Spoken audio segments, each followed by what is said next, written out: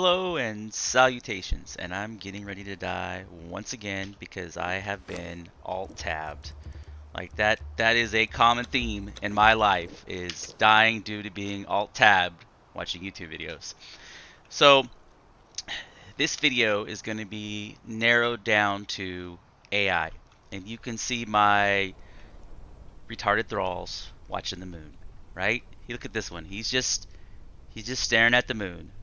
No, he's actually looking at Halley's Comet. But you get the idea. Like they just stand there and stare at the sky. They get paid premium wages and premium cut grades of meat to stare at the sky.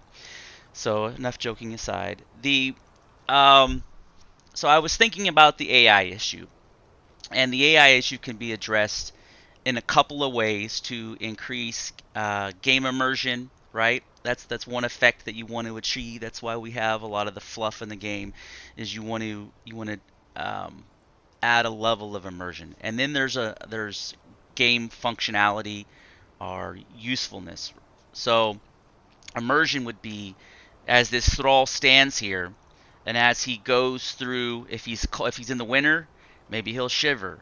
If he's in the summer, he'll wipe his. If he's there's heat in the environment, if he's in a hot environment, he may not necessarily take the effect, but he'll wipe his arm across his forehead, or maybe complain about how hot it is. And if he's in the cold area, he might shiver and complain about how cold it is in that environment. So it's just, it does a check to where his location is on the world, and then he has a native response to the location and that is a passive interaction that gives a degree of immersion and a sense of intelligence that doesn't really exist. It's just a location based um, response.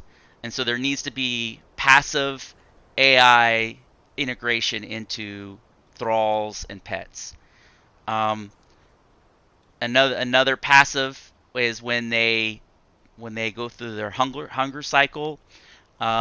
They start complaining about being hungry through their emotes, right? So if he's out of a 7 day lifespan, if he hits day 6, he starts maybe he'll put his hands on his hips. If he gets to day 2, every hour or so he starts rubbing his stomach, or as he puts his hand on his stomach like he's injured.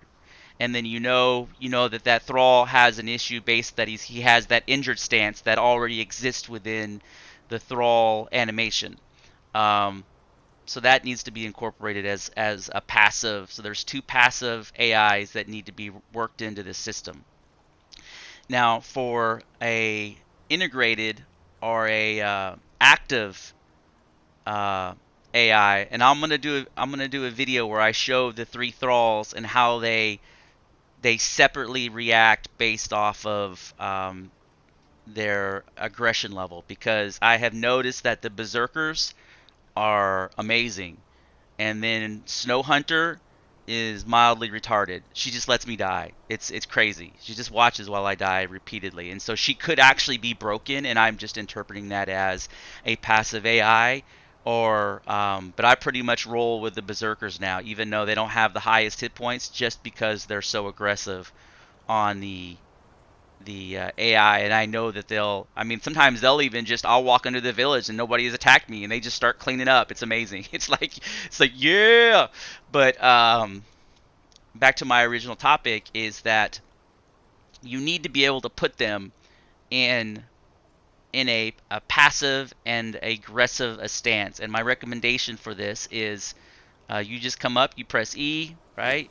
You get into their menu, and right here next to their armor and their health, you just have a drop down menu, and you select passive. So like, if you're going to have other guilds come over, you have your friends that they're in their other small 3-man clan. I keep saying guilds, but other 3-man clan, you can put them all passive, so that way your thralls just don't start, wrecking them. Um, and then, and I realize that's a little bit more complicated, but that's my recommendation for this is here in the drop down uh, you select passive or aggressive in their nature, and then I think that would I think those two things combined, just adding a passive and aggressive and a series of I'm sorry, a passive and aggressive characteristic in their reaction ability, and then passive AI as far and meaning like they react to the environment and they react to their hunger. I think those two small little tweaks will greatly increase the immersion and experience of the thralls, along with um, adding the damage up here as well of how much damage they do with what they're equipped with. And I think that update would improve the experience by 35% and it would not cost any development time. You probably could get the passive AI work done in one patch, then you could do the active AI done in another patch, and you could do the menu updates in a third patch, uh, and it would really affect the it would, those would improve the existing system significantly. You wouldn't have to do any art design. You wouldn't have to do it would be very simple.